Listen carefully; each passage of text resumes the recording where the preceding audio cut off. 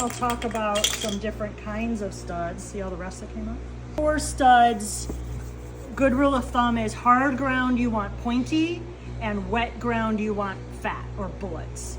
So grass tips, here is a small grass tip, a larger grass tip. It also is a little fat on the bottom.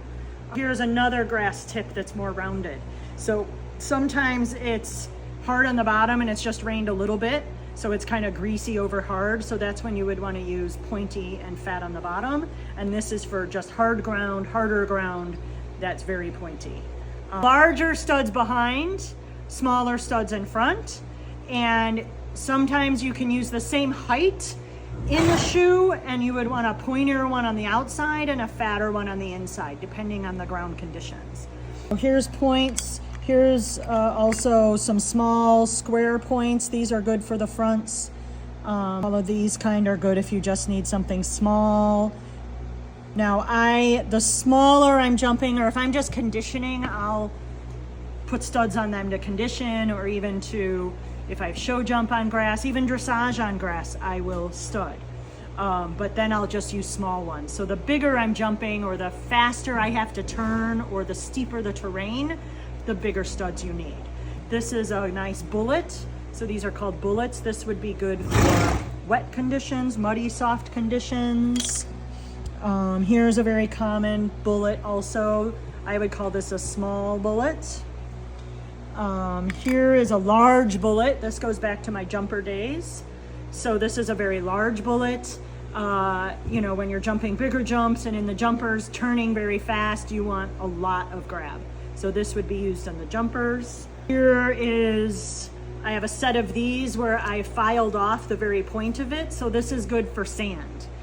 These days with synthetic footing, it's grabbier. You don't have to use studs like we used to when it was just sand and limestone, but this was a very good sand tip where you didn't need the sharp point as much.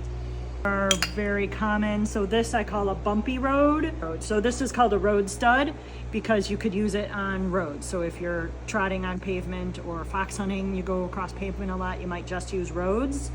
It's the most basic, smallest addition you can have for your studs. So it gives you just a little bit of traction, and then here's a bumpy road. So if you were just conditioning or something, you could do roads in front and bumpy roads behind. Totally fine. Two different studs, but they're the same height. Same height. So this one's a little pointier, so you would want the pointier one on the outside of the shoe, fatter one on the inside of the shoe. Always make sure you put your boots on first, because if the horse scrapes at a fly or moves around and they don't have boots on but they have studs on, they can cut themselves. So always boot first, then put your studs in. This is just something you don't see very often. This is a stud extender. So also back from my jumper days, well, you could still use it even for eventing. So say I want this stud but a little bit bigger. I would put this stud inside the stud extender. We'll make a small stud bigger. So that's kind of a cool thing that is not often seen, but I have a whole set of these stud extenders. This is a nice commonly used stud, a little bit pointy, good for grass, but also has some thickness to it.